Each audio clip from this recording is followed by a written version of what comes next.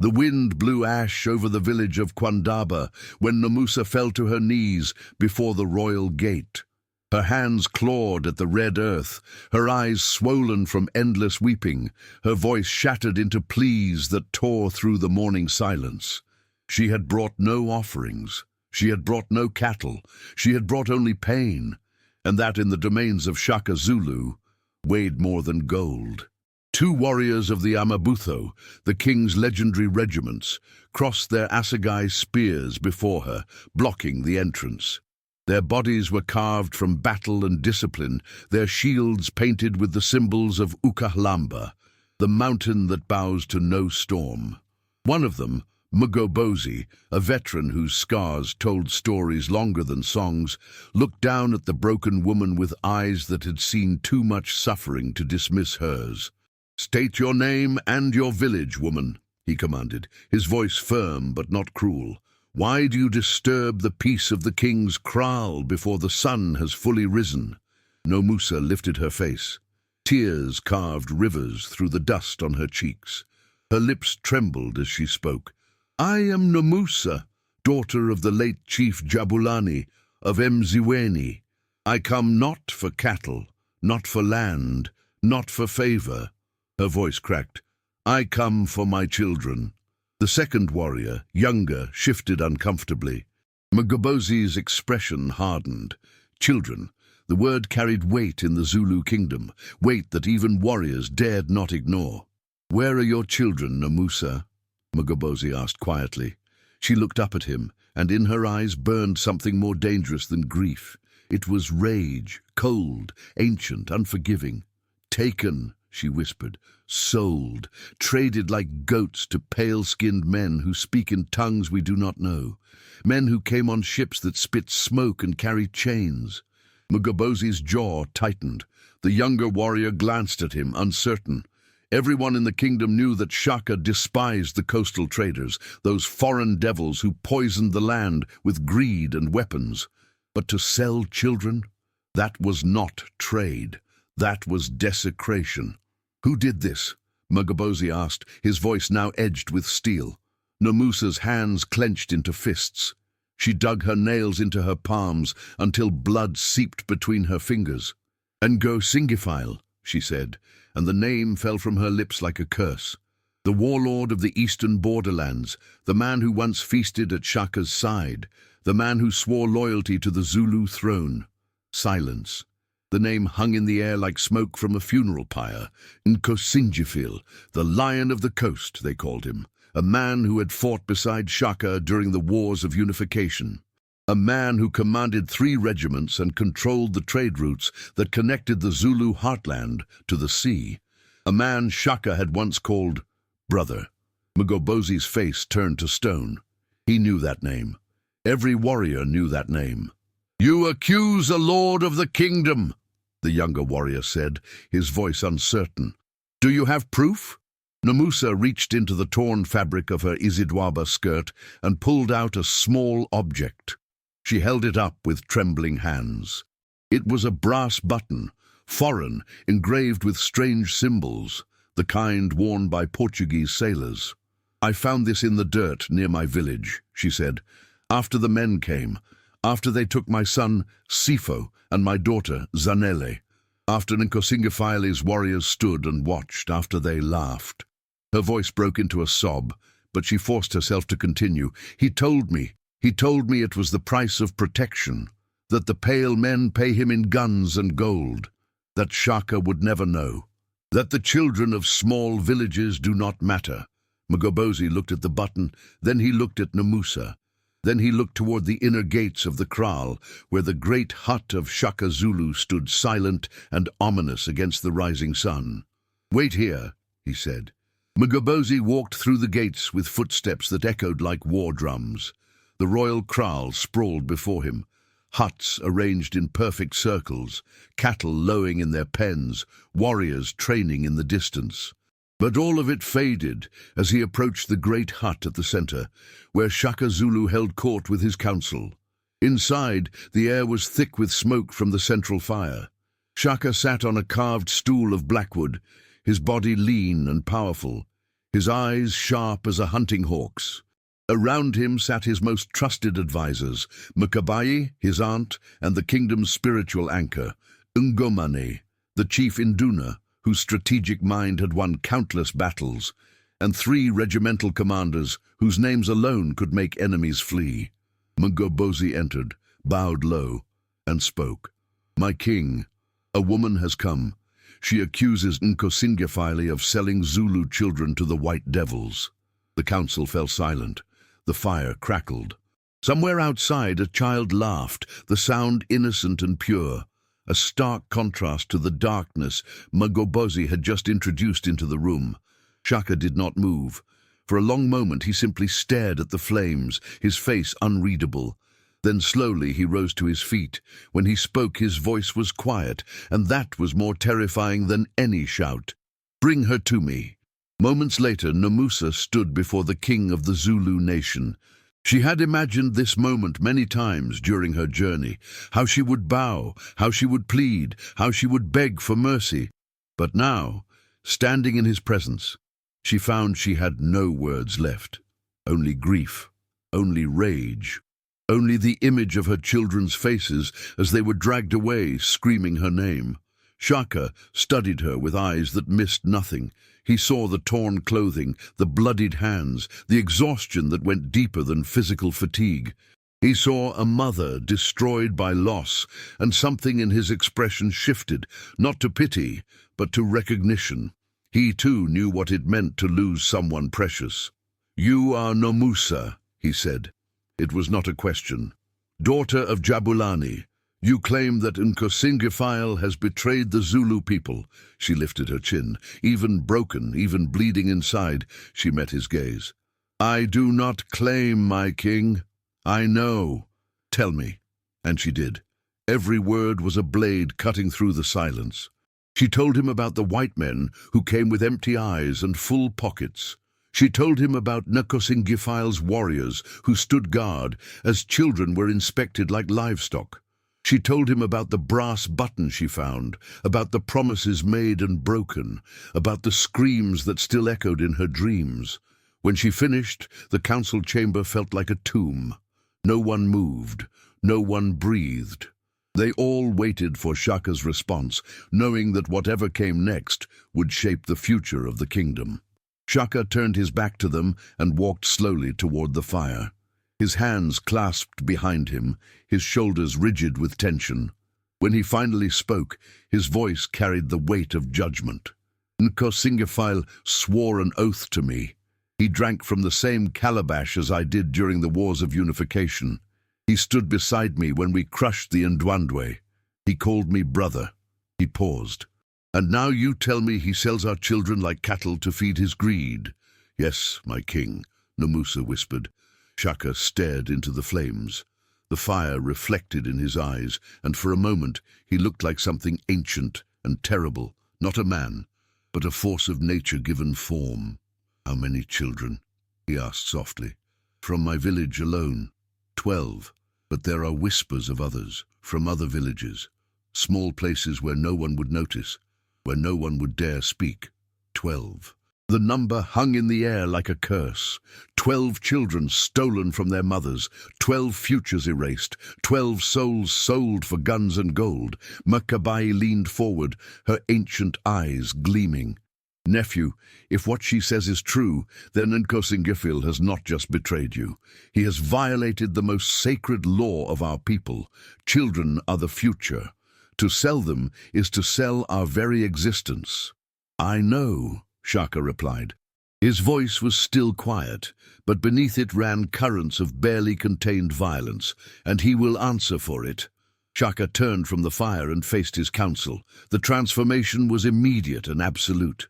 The contemplative king vanished, replaced by the warrior who had united fractured tribes through blood and brilliance. His eyes blazed with purpose, his voice sharp as his legendary Ikelwa spear. "Mgobozi, send runners to the eastern borderlands immediately. I want eyes on Nkosingefile. I want to know his movements, his alliances, his trade routes, find out which white devils he deals with, and where they keep the children." "It will be done, my king," Mgobozi replied. already moving toward the exit. "Wait." Shaka's command stopped him mid-step. "Choose your runners carefully. This mission requires more than speed. It requires invisibility. If Nkosingifile suspects we are watching, he will scatter like ash in the wind, and we will lose our chance for justice." Mgobozi nodded grimly. "I will select only those who can move like shadows and think like foxes." As Mgobozi departed, Shaka addressed the remaining council members. "Nkosingifile controls the eastern trade routes and commands 3 regiments. Roughly 2,000 warriors. If he has been trading children for weapons, he is better armed than we believed. This will not be a simple matter of arresting a traitor."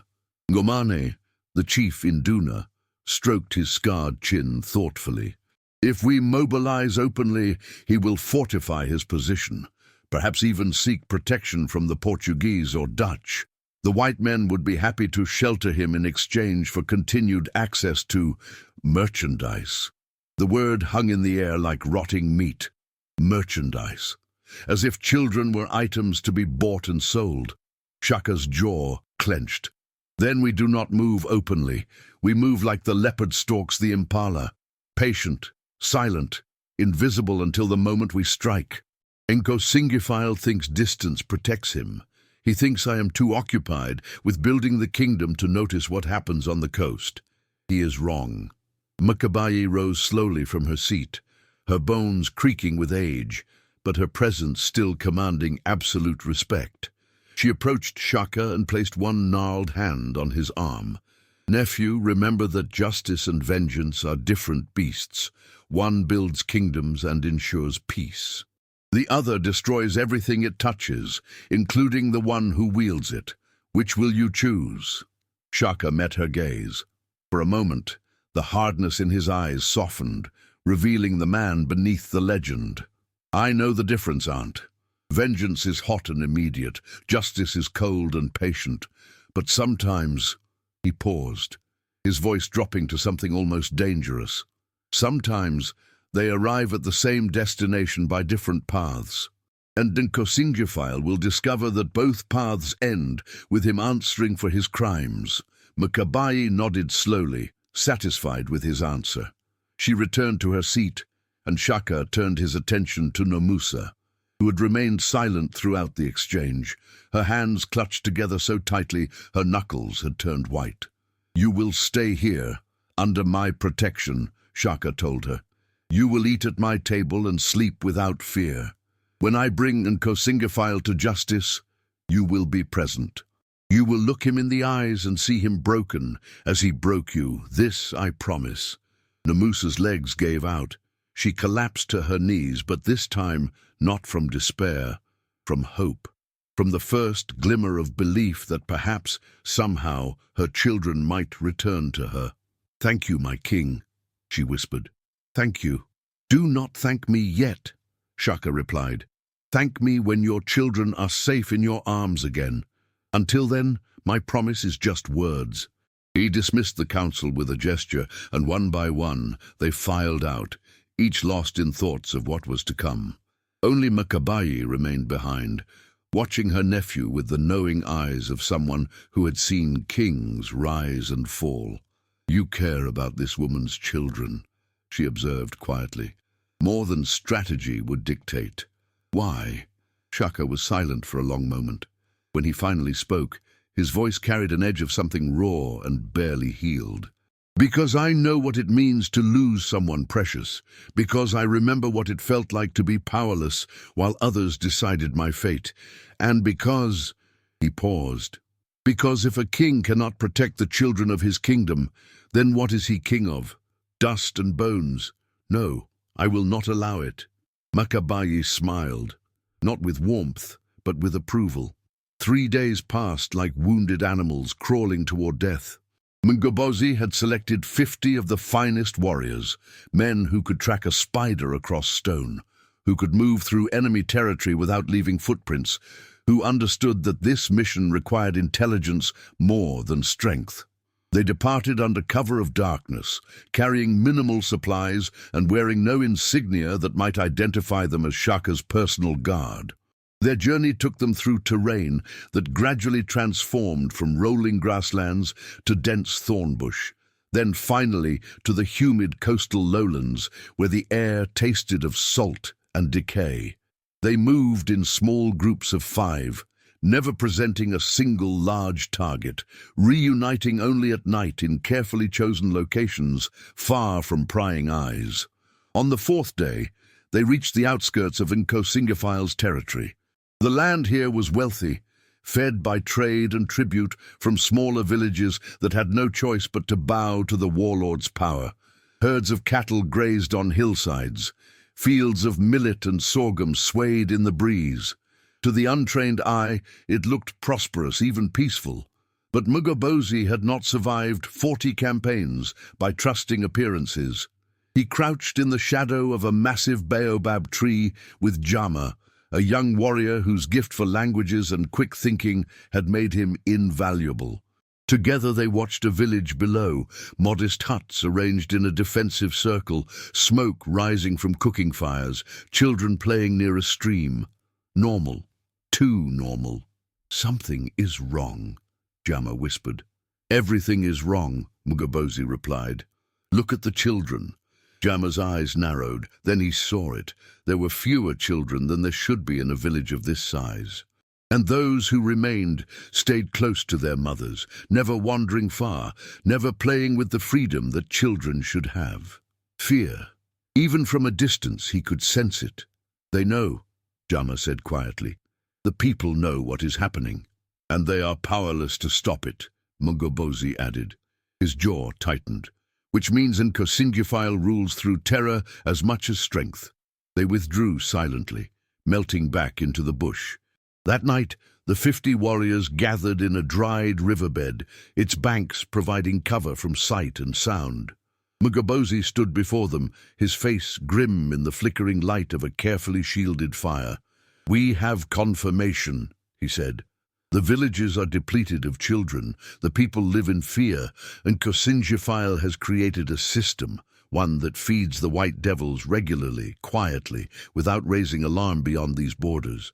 One of the warriors, a grizzled veteran named Kawe, spat into the dirt. "Then we should cut his throat tonight and be done with it." "No," Mgobozi said firmly. "We need proof. We need to find where the children are kept before they are taken to the ships. We need to know who the white devils are, where they dock, how often they come. Shaka wants justice, not just vengeance. There is a difference." Jama raised his hand. "I have an idea, Mgobozi. Let me go into the village tomorrow, alone. I will pose as a trader from the interior, seeking to establish routes to the coast. I will listen. I will learn." Mgobozi studied the young man. Jama was clever, quick-tongued, and could play the part of a harmless merchant convincingly. But it was dangerous. If Nkosingaphile's men suspected anything, Jama would disappear like morning mist. "You understand the risk?" Mgobozi asked. "I do." "Then go. But take this." Mgobozi handed him a small carved token, a lion's tooth wrapped in leather cord. "If you are discovered, break this. We will come for you.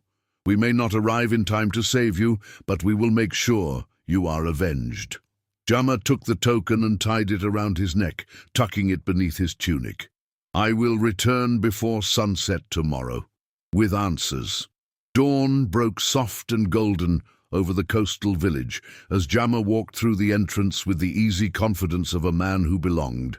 He carried a woven basket filled with clay pots and cheap trinkets, the tools of his disguise as a traveling trader. His posture was relaxed, his smile genuine, his eyes bright with false innocence. The village stirred to life around him. Women ground grain outside their huts. Men sharpened spears and checked nets for the day's fishing. Children, the few who remained, played a quiet game with stones near the central fire. Everything looked normal. Everything felt wrong. Jama approached an elderly woman sitting outside her hut, her gnarled hands working a grinding stone with practiced rhythm. He bowed respectfully. "Good morning, grandmother. I am Jama, a trader from the lands beyond the Drakensberg. Might I interest you in a fine pot for storing grain?" The woman looked up. Her eyes were milky with age, but there was sharpness beneath the clouded surface.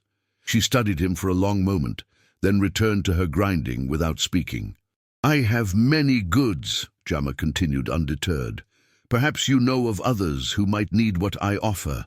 I am new to this region and would be grateful for any guidance." The woman's hands paused. She glanced around, checking if anyone was watching, then leaned closer.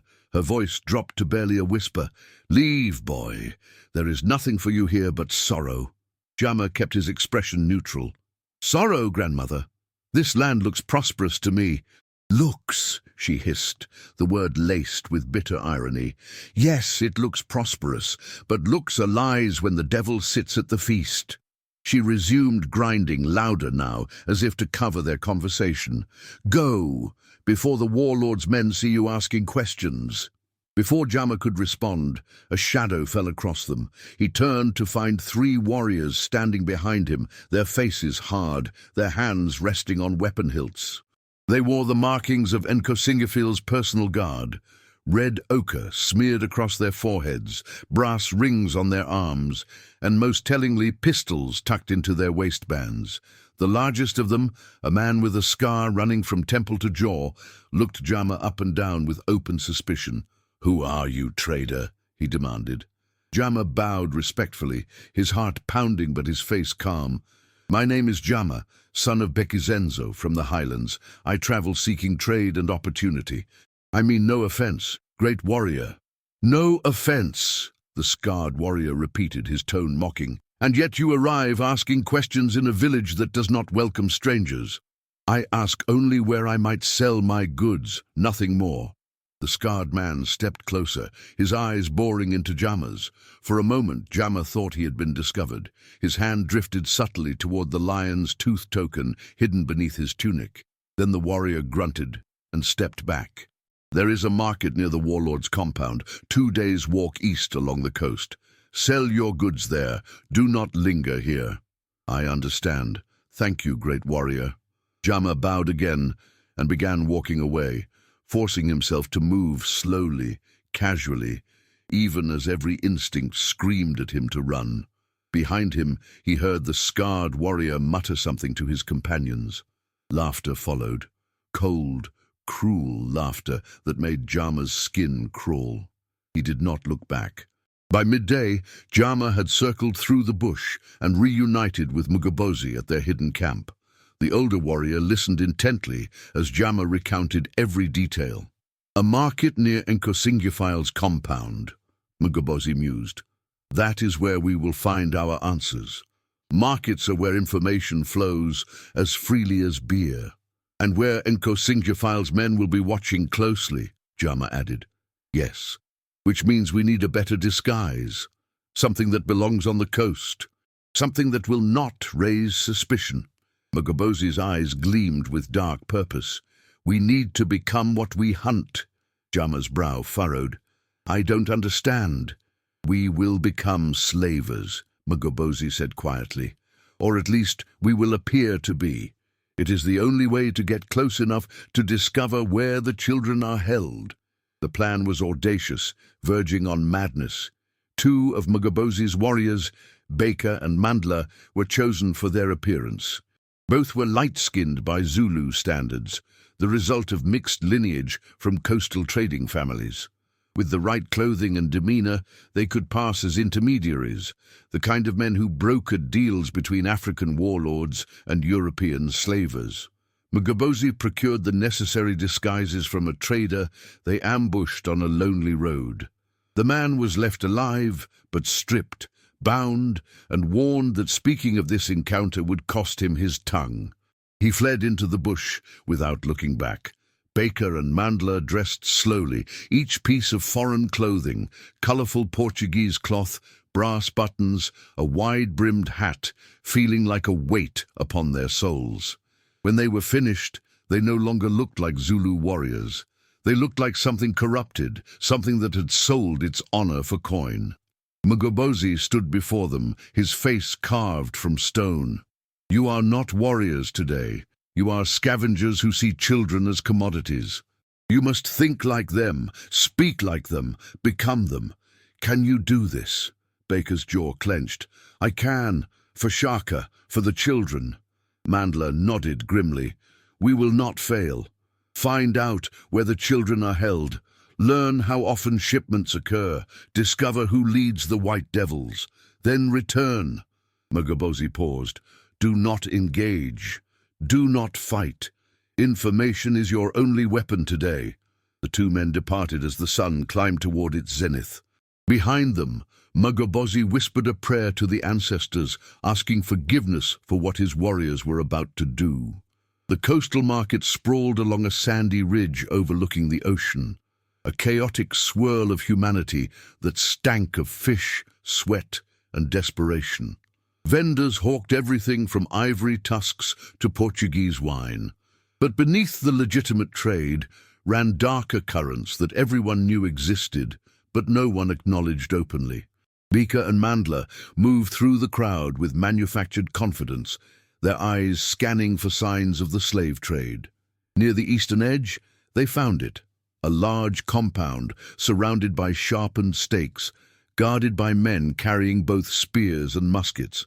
Above the gate hung a cloth banner marked with symbols neither recognized, but the meaning was clear. This place was claimed by forces beyond the Zulu kingdom. Mandla approached the gate with arrogant assurance. One of the guards, a heavy-set man missing a front tooth, stepped forward.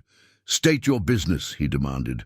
We are looking for the Warlord's trade coordinator, Mandla replied smoothly. We represent interests from the interior. There may be opportunities for mutual profit. The guard's eyes narrowed. What kind of opportunities? The kind best discussed in private, Baker interjected. We are not here to waste time with gatekeepers. The insult hung in the air. The guard's hand moved toward his weapon. Then a voice called from within the compound. Let them through. The gate swung open. Baker and Mandla exchanged a brief glance, no turning back now, and walked inside. The compound was organized with military precision.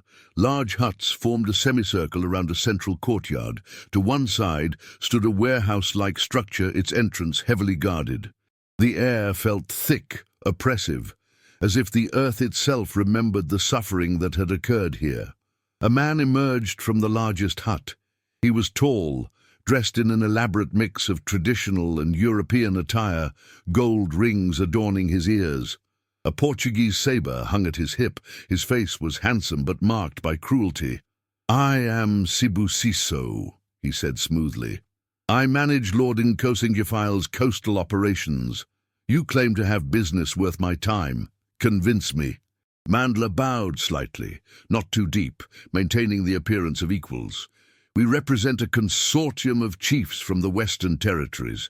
They have surplus population, young, healthy. The white men always need workers, yes? Sibusiso's eyes gleamed. Always. The question is whether your chiefs understand the terms. This is not a business for the squeamish. Our chiefs understand profit, Baker replied coldly.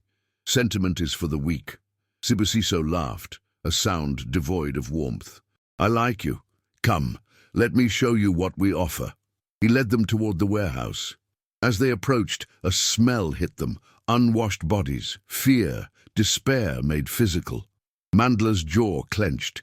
Baker's hands became fists, but they maintained their masks. Sibusiso unlocked a heavy door and pushed it open. Inside, darkness broken only by thin shafts of light. And then, as their eyes adjusted, they saw them. Children. Dozens of them. Bound. Broken. Hollow-eyed. The warehouse was a vision from the darkest ancestral nightmares. Children sat crammed together on bare earth, their small wrists bound with rough rope that had worn the skin raw. Some whimpered softly. Others stared into nothing, their spirits already broken. A few still had tears tracking through the dirt on their faces, but most were beyond crying now. Mandla's breath caught in his throat. Every instinct screamed at him to draw the hidden blade at his waist and cut Sibusiso's throat. But Mgobozi's words echoed. Information, not vengeance. Not yet. In the back corner, partially hidden in shadow, Mandla spotted two children who made his heart stop. A boy, no more than 8 summers old, defiant eyes despite his terror.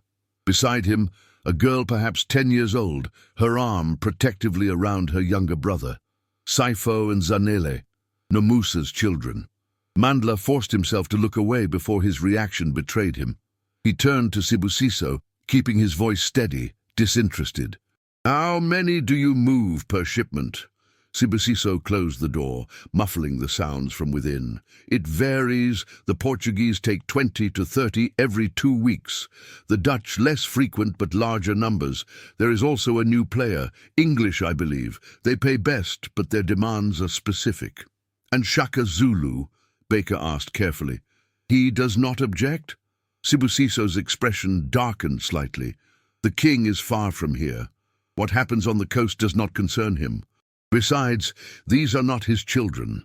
They come from insignificant villages, places with no strategic value." He smiled coldly. "Shaka builds an empire. We build wealth. There is room for both." The casual treason made Mandla's blood boil, but he maintained composure. "When is the next shipment?" Baker asked. 3 days from now. Portuguese vessel. Captain Almeida. He will take 20 children, payment in muskets and powder." Sibusiso turned to them. "If your chiefs wish to participate, bring your merchandise here the night before. We assess quality and negotiate prices." "Understood," Mandla said. "We will return with a proposal." They turned to leave, but Sibusiso called out, "One more thing.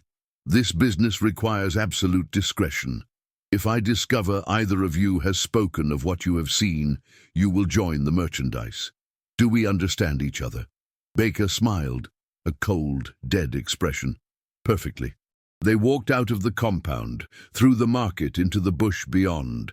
For the first hour, neither spoke. They simply walked, putting distance between themselves and that cursed place. Finally, when certain they weren't followed, Mandla stopped and vomited. Baker leaned against a tree, his body shaking with suppressed fury. "I saw them," Mandla gasped. "Nomusa's children. They are alive. They are there." "I know," Baker replied hollowly. "I saw them too." 3 days, Mandla said. "We have 3 days before they are taken forever." "Then we have 3 days to save them," Baker agreed, "and to make Sibusiso pay for every moment of suffering he has caused." They ran back toward the hidden camp, their feet pounding the earth in rhythm with a single thought: Shaka must know. Now. They arrived at sunset to find Mugobozi waiting. The older man's face was grim as he listened to their report. Every detail was recounted: the warehouse, the children's condition, Sibusiso's casual cruelty, the Portuguese ship arriving in 3 days, and most importantly, confirmation that Nomusa's children were alive. When they finished, silence descended like a physical weight. Mugobozi stood motionless, his scarred face working through calculations. 3 days, he finally said. It will take 2 days for runners to reach Shaka and return with orders. We are balanced on a knife's edge. Then we must move now, said Kawe. 50 warriors could take that compound tonight. No, Mugobozi said firmly. If we act without Shaka's command, we risk larger conflict. This requires justice that cannot be questioned. He turned to Jama and another warrior, a lean runner named Thulani. You two will run to the royal kraal. Tonight. Tell Shaka everything. Run as if the ancestors themselves chase you. Jama and Thulani prepared for their desperate run as darkness fell.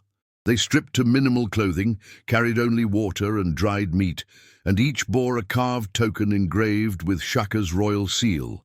Passage through any Zulu territory without question. Old Kawe approached them, pressing small leather pouches into their hands. Chew this when your strength fails, he instructed. Herbs and roots that give wings to tired legs, but use sparingly. The ancestors do not grant such gifts without cost. Jama tucked the pouch into his waistband. We will not fail. See that you don't, Kawe replied grimly. Those children have 3 days, but it takes 2 to reach Shaka, and however long for him to mobilize. The margin is razor thin. Thulani's face was set like flint. "Then we will run faster than any men have run before." They departed as the moon rose, their bodies swallowed by night. Behind them, Mugobozi organized surveillance teams. From that moment forward, the compound would never be unwatched. Jama and Thulani ran through darkness like ghosts fleeing death itself. They followed game trails and dry riverbeds, paths leaving no tracks. The night air was cool, but their bodies soon burned with exertion. Still they ran, breathing synchronized, footfalls steady rhythm, eating distance between coast and heartland. As dawn broke on the first day, they had covered ground that would normally take a caravan a full day. But they were only halfway, and already Jama's legs screamed protest. Beside him, Thulani's face was a mask of determination and pain. They stopped briefly beside a stream to drink. Jama remembered Kawi's pouch and withdrew it. "The old man said it would give us wings," he gasped, offering half to Thulani. They chewed the bitter mixture. For a moment, nothing.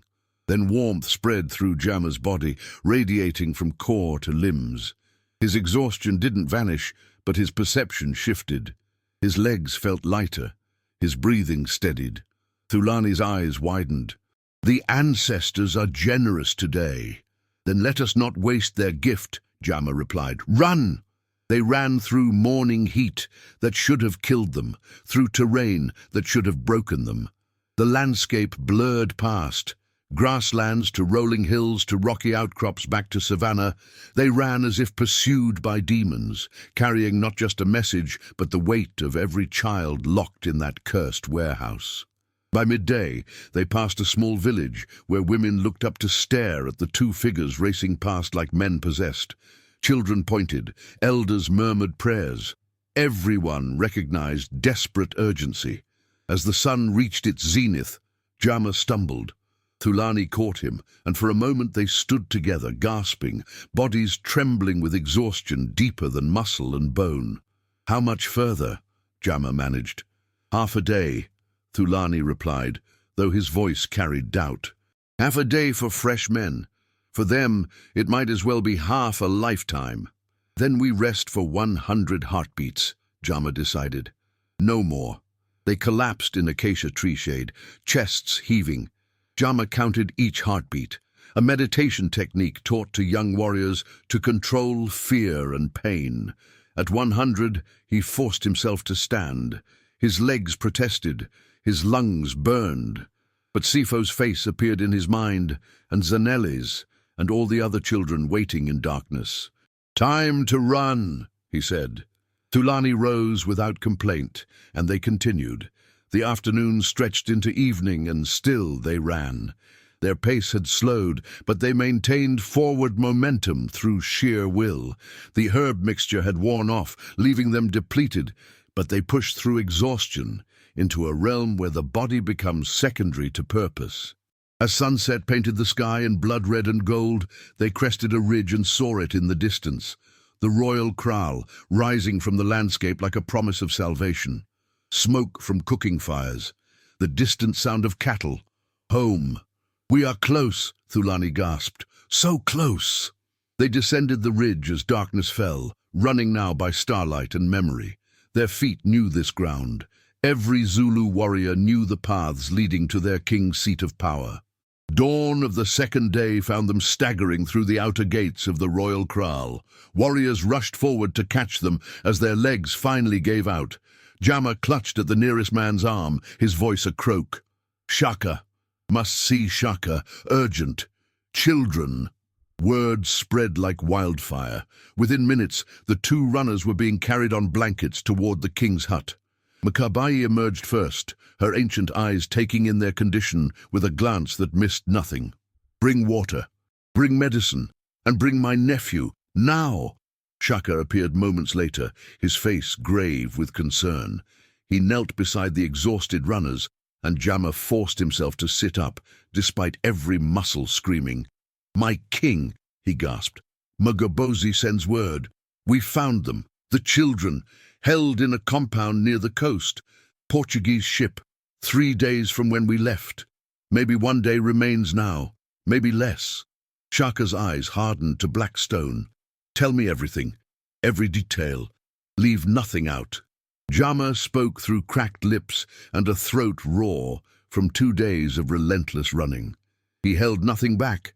The warehouse of bound children, Sibusiso's organized cruelty, the trade network with Portuguese slavers, the ship arriving to take 20 children, Nkosingifil's brief appearance at the compound. Every word painted a picture more damning than the last. When Jama finished, silence descended upon the royal kraal like a burial shroud. Shaka rose slowly, his body coiled with barely restrained violence. He turned to face his assembled advisers who had gathered upon hearing of the runner's arrival. "How long since these men left Mugobozi?" he asked, his voice deceptively calm. Ngomane calculated quickly. 2 days, my king, which means at most 1 day remains before the Portuguese take those children, perhaps less. "How long to mobilize a full assault force?" Shaka demanded. "Half a day to gather and prepare. Another 2 days to march to the coast with sufficient numbers." Ngomane's face was grim. "We cannot reach them in time with a traditional army, my king." The words hung in the air like a death sentence. Shaka's jaw clenched so hard the muscles stood out like carved wood. His hands became fists. For a moment those watching thought he might strike something, anything, to release the fury building inside him. Then Makabai spoke, her ancient voice cutting through tension like a blade. "You cannot reach them with an army, nephew, but you can reach them as the leopard reaches its prey, swift, silent, deadly, few in number." All eyes turned to her. She stood leaning on her walking stick, but there was nothing frail about her presence. She radiated authority of someone who had shaped kingdoms for longer than most warriors had been alive. "Explain," Shaka commanded. "Mugobozi has 50 warriors already in position. They know the terrain, the compound layout, the guard rotations. Send 100 of your finest warriors, individuals chosen for speed and skill.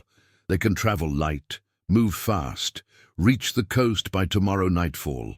Combined with Mugobozi's force, you will have enough to strike the compound and free the children." "And Nkosingifile?" Shaka asked. "Then strike both," Makabayi replied simply. "Split your force. Mugobozi takes the compound and rescues the children. You take a smaller group and go for Nkosingifile himself. End him. End this trade forever." It was audacious, dangerous, the kind of plan that could result in glorious victory or catastrophic failure with nothing in between. Every advisor knew it. And they could see Shaka calculating odds, weighing risks, measuring the cost of action against the cost of inaction. Madlaka stepped forward, his massive frame casting a shadow. "My king, the Fasimba regiment is ready. Give me 100 men, and I will run through the night if necessary. We will not fail." "Do, nor will the Udlambedu," Nzobo added. "My warriors are rested and eager." Shaka looked at each of them, then at the 2 exhausted runners who had sacrificed everything to bring this information. Finally, his gaze settled on Nomusa, who stood at the gathering's edge, her hands clasped in desperate prayer. He walked to her. She fell to her knees, but he grasped her shoulders and pulled her upright. "Stand, Nomusa. Can you ride?" She blinked, confused. "My king, can you ride a horse? I am going to get your children back, and I think they will need their mother. Will you ride with us?" Tears streamed down her face. "I will ride through fire itself if it means holding my children again." Shaka nodded, satisfied. He released her and turned to his commanders, his voice carrying across the kraal with the force of absolute command. "We leave within 2 hours. I will personally lead 100 warriors, 50 from the Fasimba, 50 from the Udlambedu. Mutlaka, select only those who can run 20 hours without rest and fight at the end of it. No exceptions.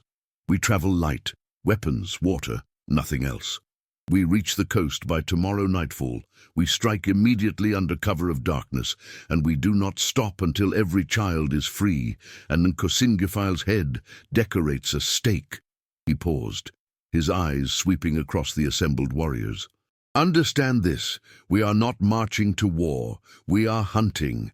And when the Zulu hunt, nothing escapes. Not the guilty, not the corrupted, not those who profit from the suffering of children. We are the judgment of the ancestors made flesh. We are the price of betrayal. And by tomorrow night, Nkosingifile will learn what it means to anger Shaka Zulu.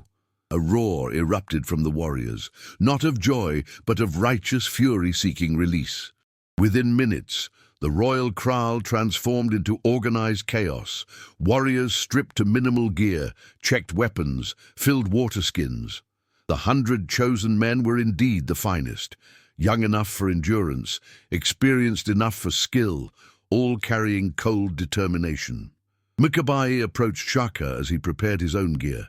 She carried something wrapped in cloth, which she handed to him reverently. "The Ikalwa that killed your first enemy," she said softly. "The blade that made you a warrior before you became a king. Carry it tomorrow. Let Nkosingifile see the man, not the crown, before he dies." Shaka unwrapped the short stabbing spear. The blade was old, but perfectly maintained, its edge sharp enough to split silk. He had not carried this particular weapon in years, preferring newer ones. But there was power in symbols. "You think sentiment will serve me?" he asked. "I think," Mikabai replied carefully, "that Nkosingifile must understand he is being killed, not by a king protecting his throne, but by a warrior avenging children. There is a difference. One creates fear, the other creates legend." Shaka tested the spear's balance, feeling muscle memory return. And legends matter more than fear. Legends last longer than fear ever could. Fear dies with the king. Legends live in people's hearts for generations. She paused. "What you do tomorrow will be remembered. Make certain it is remembered correctly." Within 2 hours, the 100 warriors assembled in the central courtyard. They carried no provisions beyond water and minimal dried meat.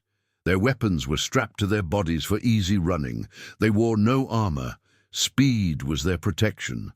Shaka emerged and walked to the center of the assembly. Every eye fixed upon him.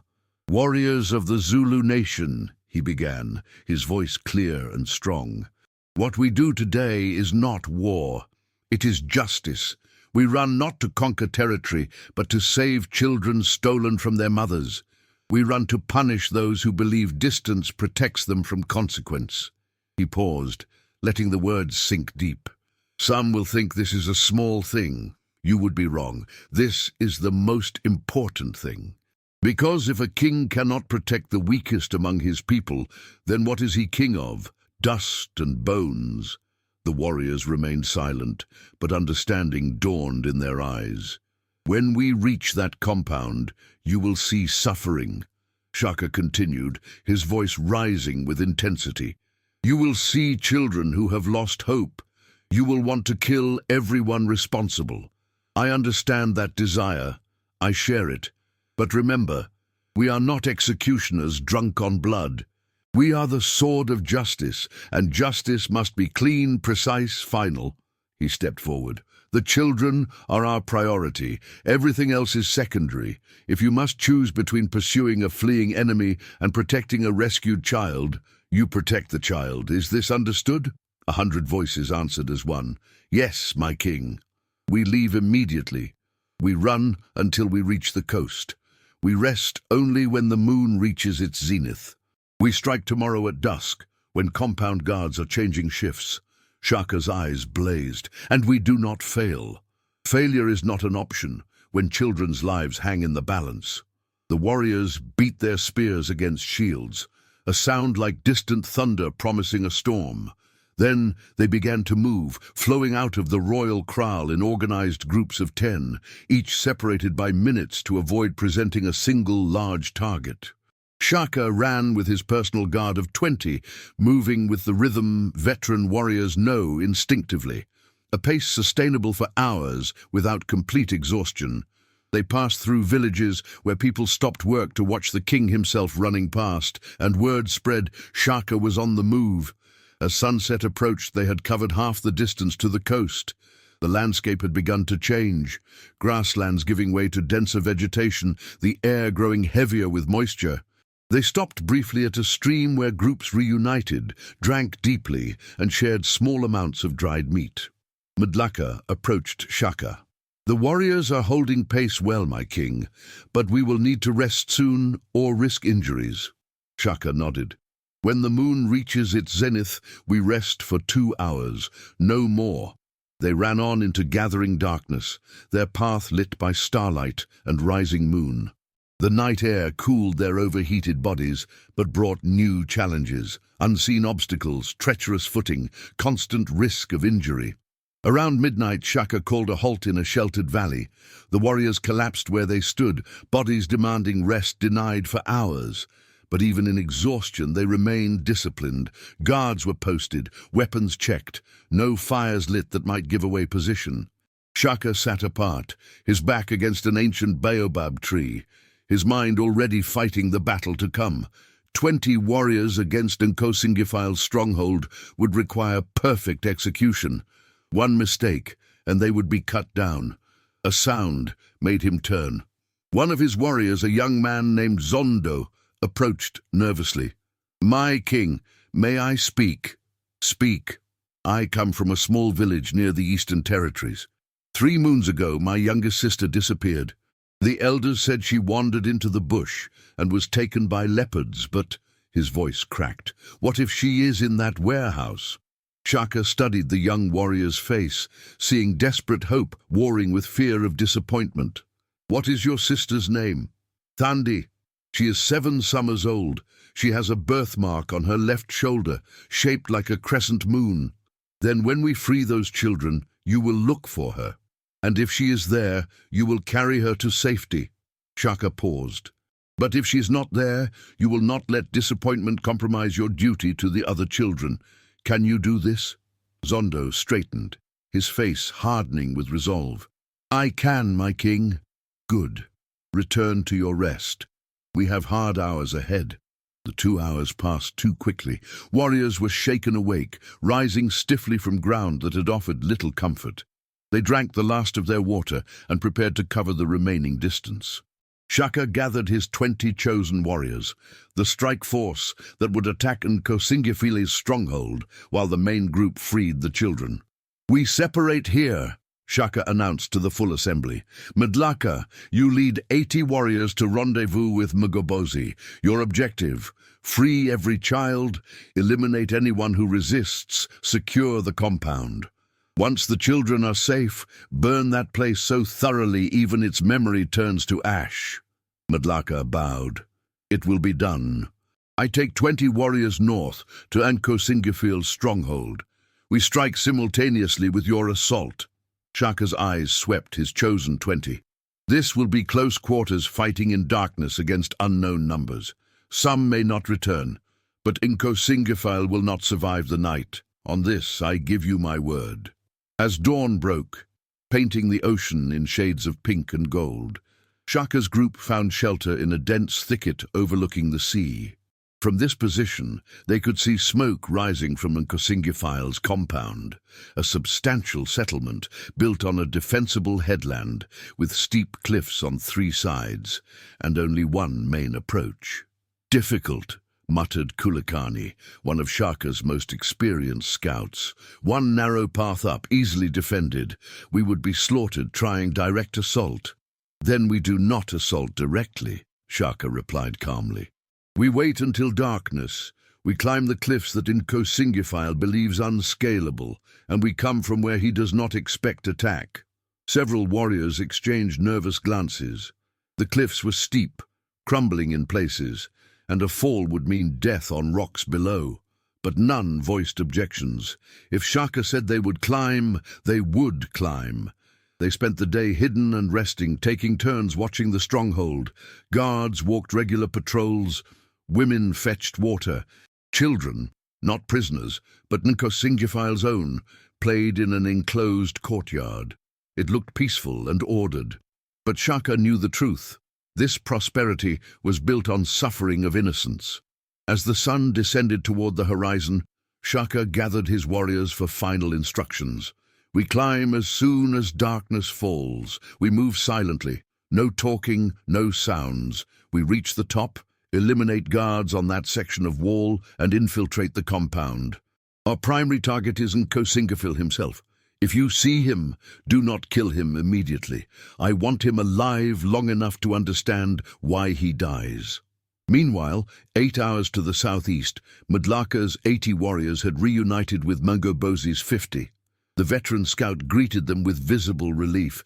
"You made good time," Mngobozi said, clasping arms with Madlaka. "I feared you might not arrive before the Portuguese ship." "How long do we have?" Madlaka asked. "The ship was sighted this morning offshore. It will dock within hours, certainly before midnight. If we are to save these children, it must be tonight." Mngobozi led Madlaka to an overlook where they could observe the compound. In the fading light, the warehouse was clearly visible, as were guard positions and patrol routes Mngobozi's men had mapped over days of surveillance. 20 guards total, Mngobozi reported. 10 on rotation around perimeter, 4 guarding the warehouse specifically, 6 at main gate and entrance. They change shifts at dusk. That is our window. For approximately 15 minutes, there is confusion as one group leaves and another arrives. That is when we strike. Madlaka studied the layout carefully. We need to secure the warehouse first, before any guards can harm children in panic. Then expand outward and secure the entire compound.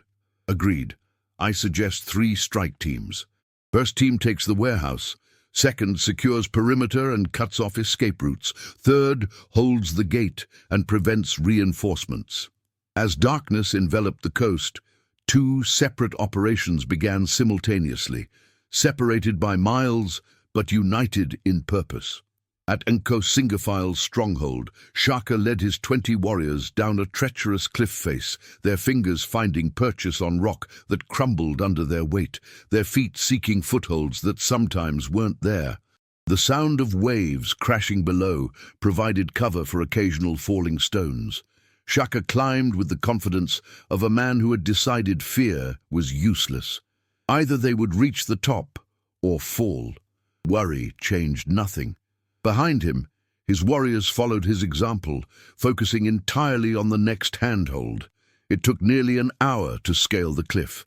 When Shaka pulled himself over the top lip of rock onto flat ground, he lay still for a moment, catching his breath and surveying their position. They had emerged inside the compound walls, in a dark corner where storage huts blocked sightlines.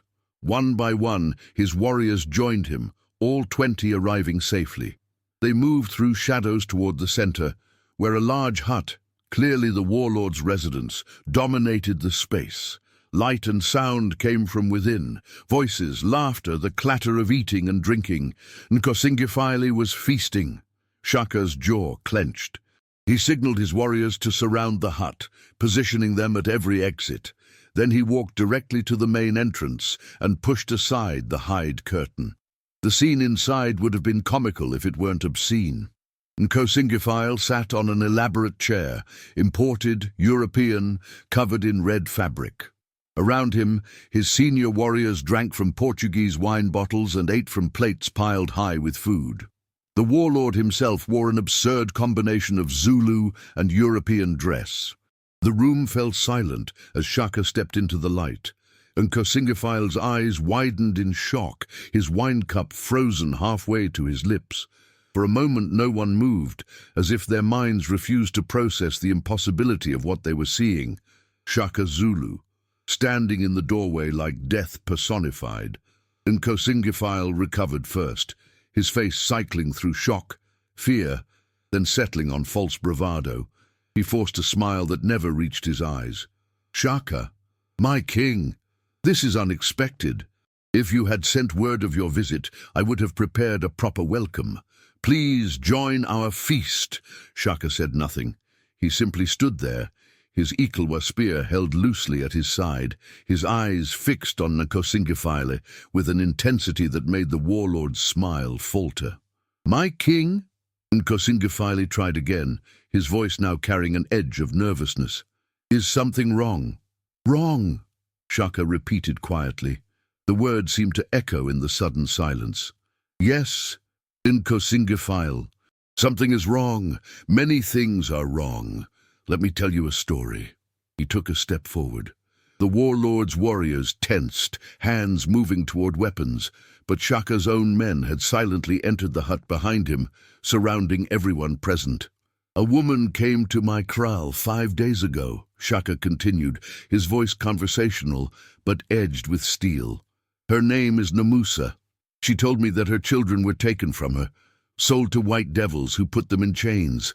She told me that the man responsible was someone I once called brother." Nkosingifil's face paled.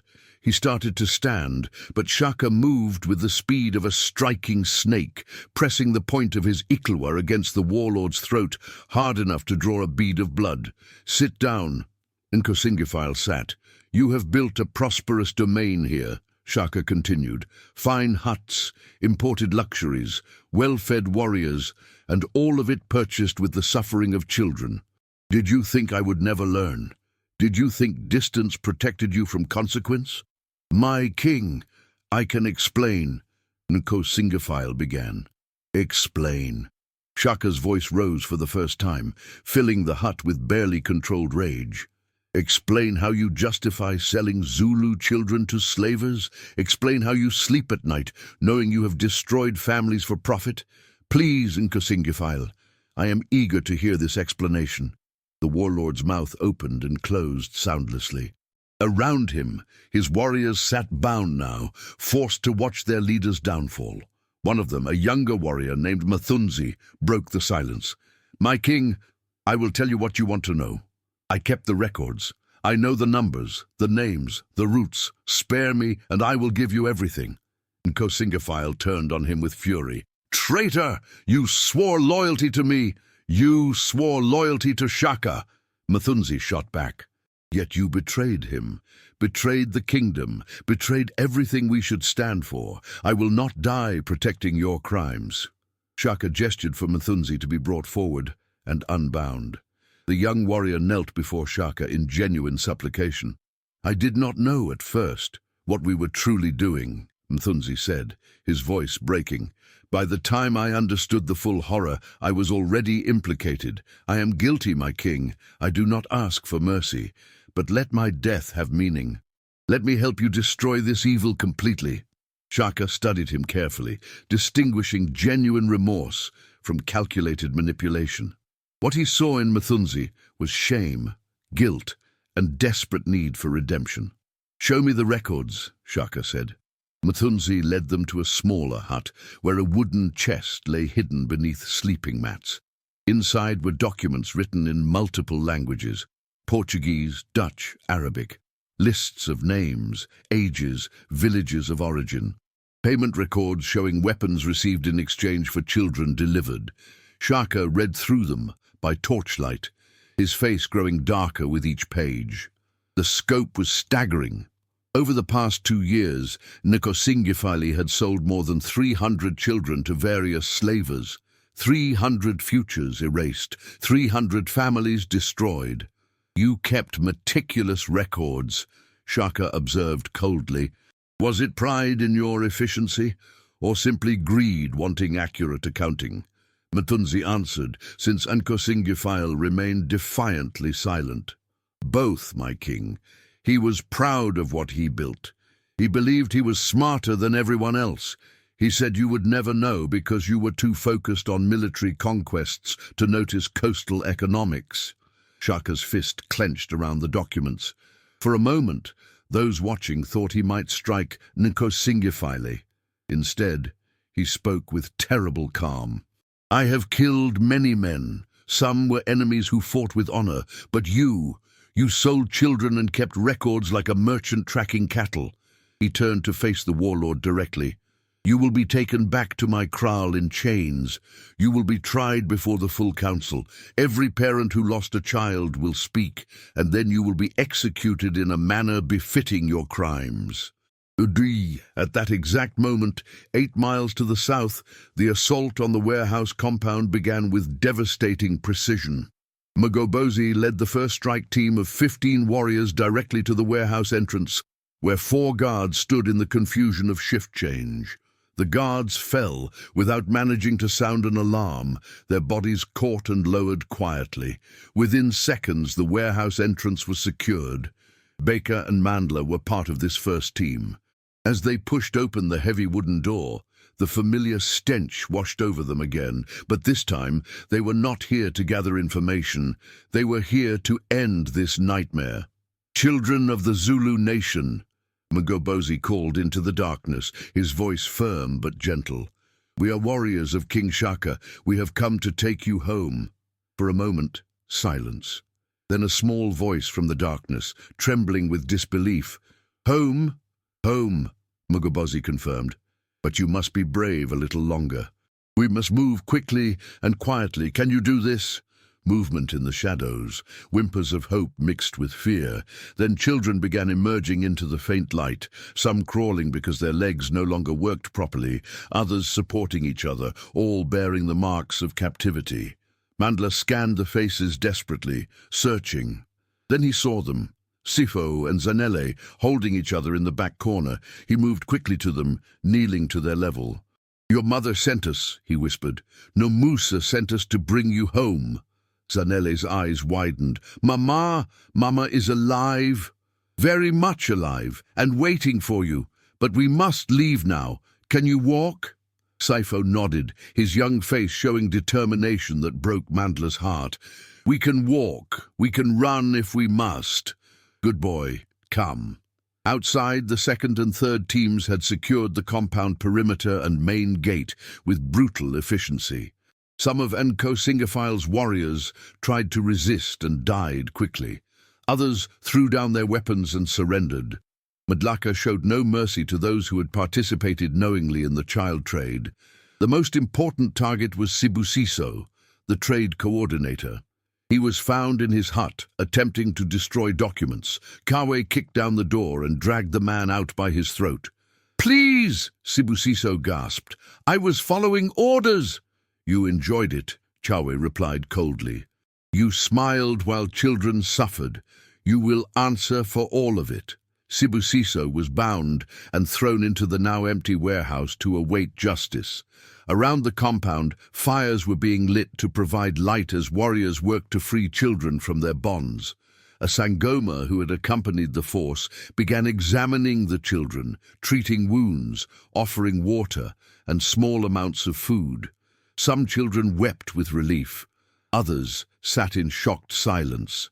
A few, the youngest, asked when the white men would come back, their spirits so broken they could not imagine freedom. Zondo, the young warrior whose sister had disappeared, moved frantically among the children, searching each face, checking shoulders for a crescent-shaped birthmark. His desperation grew with each child who was not Thandi. Finally, having looked at every child, he sank to his knees, hope crumbling into grief. Mgobozi placed a hand on his shoulder. "I am sorry, brother. But your search is not over. There are other compounds, other ships. If your sister lives, we will find her." Before Zondo could respond, shouts erupted from the north side. A runner burst through the gates, one of the scouts positioned to watch for reinforcements. "Portuguese ship!" the scout gasped. "Rowing boats already launched! Captain Almeida and 20 armed men, coming to collect their merchandise." Madlaka's eyes hardened. "How long?" 15 minutes, perhaps 20. "Then we prepare a welcome they will never forget." Madlaka turned to his warriors. "Get those children out of here immediately. Take them inland. Mgobozi, lead the evacuation personally. The rest of you with me. These white devils came for children. They will receive war instead." The Portuguese rowing boats cut through dark water toward the compound's small dock, Captain Almeida standing at the prow. He was a lean man with a weathered face, his eyes carrying the cold calculation of someone who had spent too long treating human beings as cargo. Behind him, 20 sailors and mercenaries carried muskets, pistols, and cutlasses. This was routine for Almeida. He had made this journey a dozen times, always under cover of darkness, always leaving with children bound in chains. The trade was profitable, relatively safe, and he had never encountered serious resistance. As the boats approached the dock, Almeida noticed something strange. The compound was too quiet. Usually torches lined the dock, and Sibusiso would be waiting with his ledger. But tonight, the dock stood empty and dark, except for a single torch flickering in the breeze. "Something's wrong," muttered his first mate, a scarred Dutchman named Van Berg. "Careful approach," Almeida commanded, his hand moving to the pistol at his belt. Muskets ready. The boats glided toward the dock. When they were 20 feet from shore, a figure stepped into the torchlight, not Sibusiso, a massive warrior wearing the regalia of Shaka's elite regiments. Madlaka stood alone on the dock, unarmed except for the knobkerry club tucked into his belt. His voice carried clearly across the water, speaking in rough but comprehensible Portuguese. "Captain Almeida, you come for children. There are no children here anymore." Almeida's eyes narrowed. "Where is Sibusiso? Where is the merchandise we contracted for?" "Sibusiso is bound and awaiting judgment. The children you call merchandise are under King Shaka's protection. They will never again be sold like cattle." Van Berg raised his musket, aiming at Madlaka. "We have paid in advance. We have guns. Give us what we came for, or we will take it." Madlaka smiled, a cold, dangerous expression. "One warrior? No, Dutchman. Look more carefully." As if on cue, dozens of torches blazed to life around the compound perimeter. 80 Zulu warriors emerged from shadows, shields locked, assegai spears glinting in firelight. They stood in perfect formation, absolute discipline radiating from their stillness. Almeida's face paled. He calculated quickly, 20 men with guns against 80 trained warriors at close quarters. Even with firearms, they would be overwhelmed before they could reload. "This is an act of war," he said, his voice tight with barely controlled fury. "Portugal will respond." "Legal." Madlaka's voice rose with contempt. "You call stealing children legal? Then your law is an obscenity, and Portugal can respond however it wishes. King Shaka does not fear your guns or your ships." He stepped to the very edge of the dock. "You have two choices, Captain. Turn your boats around and sail away. Tell your masters that the days of easy profit from Zulu suffering are finished. Or stay and fight. My warriors hunger for Portuguese blood." The sailors shifted nervously. Almeida's jaw worked furiously. Every instinct screamed at him to unleash his firearms. But survival instinct was stronger. He spat into the water, a gesture of contempt that was also acceptance of defeat. "You have made an enemy today," he said coldly. "Portugal has a long memory." "Then let Portugal remember this," Madlaka replied. "The Zulu nation will not tolerate slavers on our coast. Return, and you will not leave alive." Almeida gave the signal. The boats began backing away, but as they retreated, Van Berg aimed his musket at Madlaka and fired. The shot echoed across the water. The musket ball flew true, aimed at Madlaka's chest. But the warrior was already moving. He threw himself sideways, the ball whistling past and embedding in a wooden post behind him.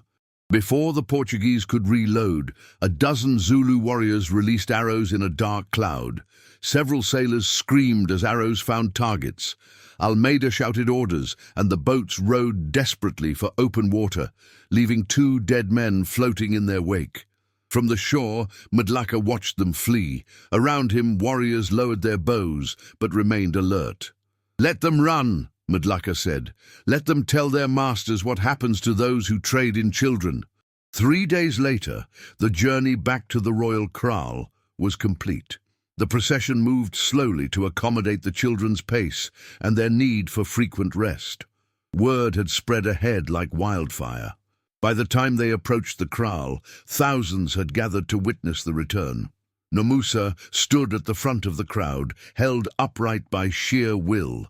She scanned the approaching group desperately, seeking 2 specific faces among the dozens of children.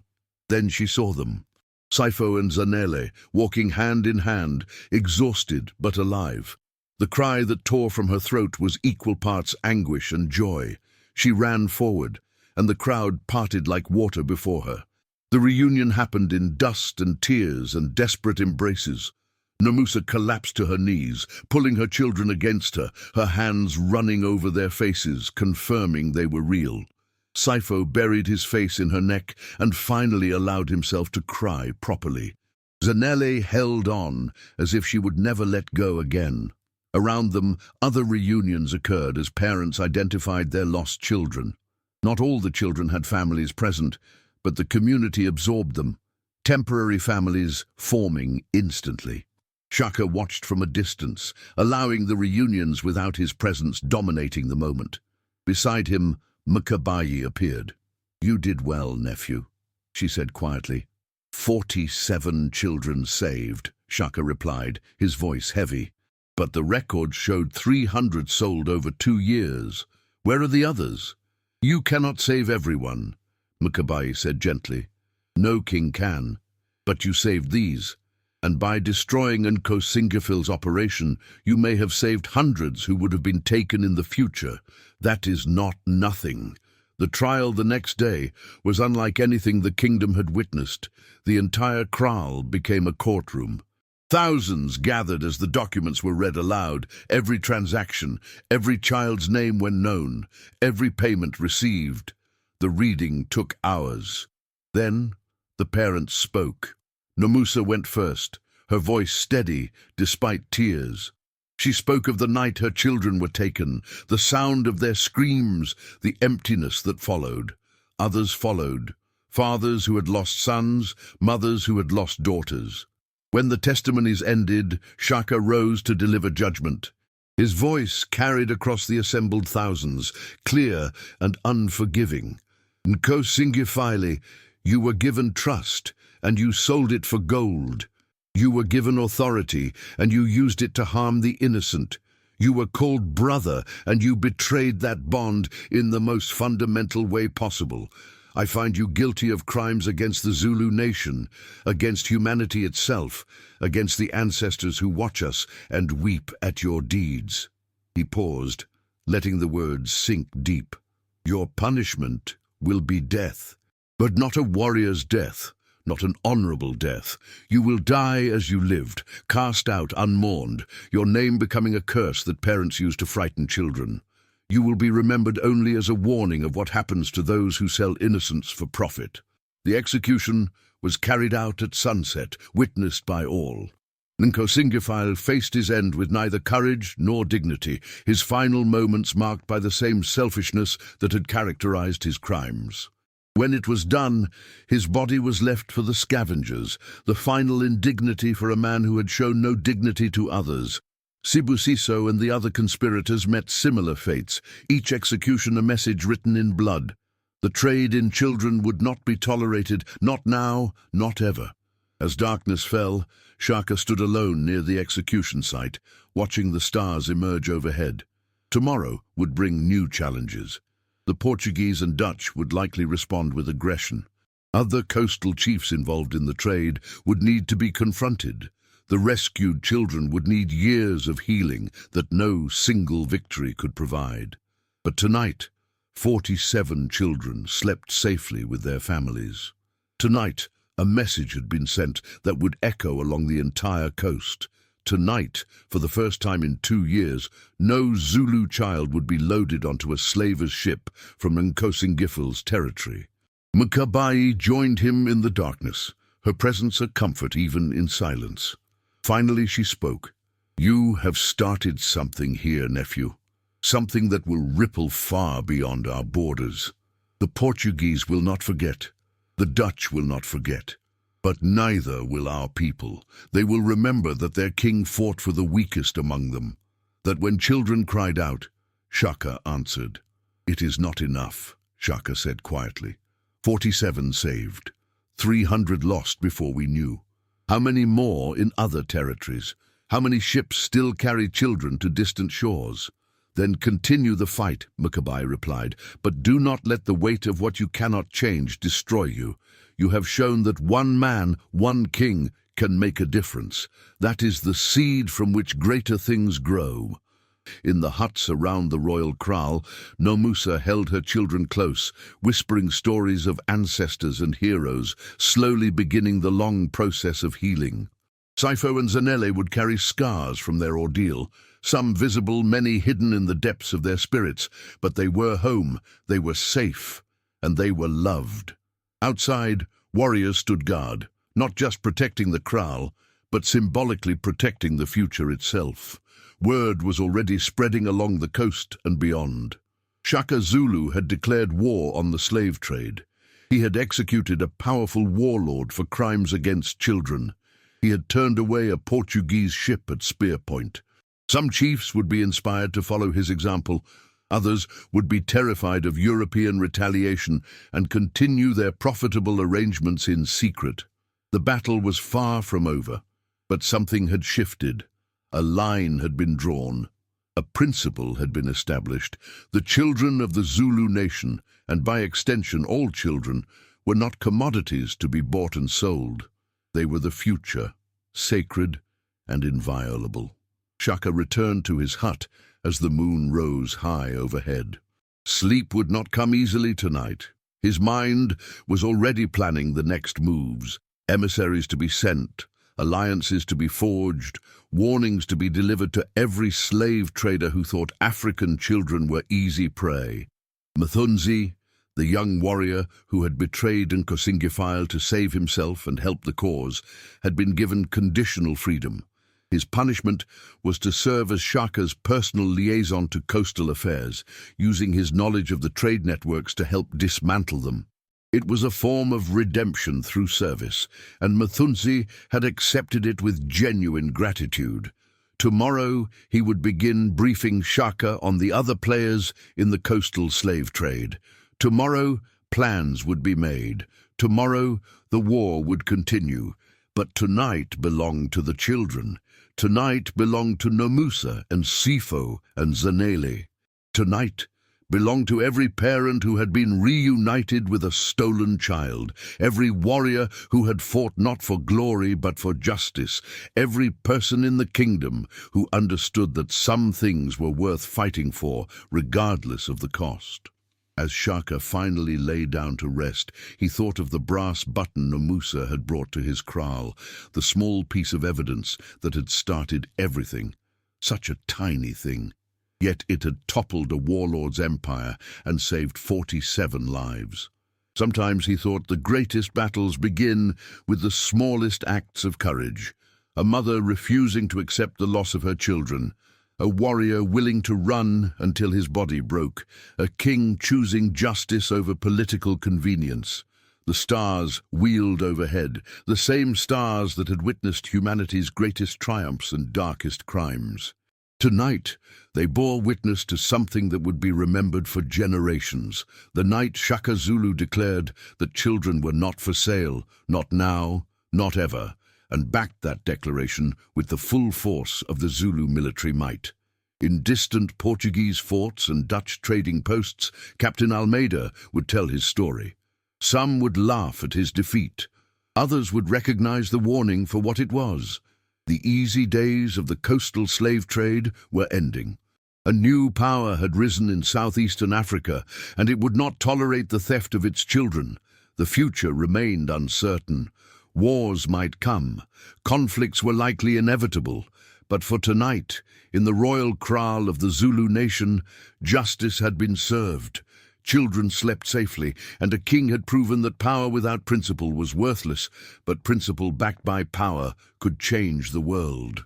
As sleep finally claimed him, Shaka's last thought was of Nomusa's face during the reunion, the transformation from despair to joy, from hopelessness to hope.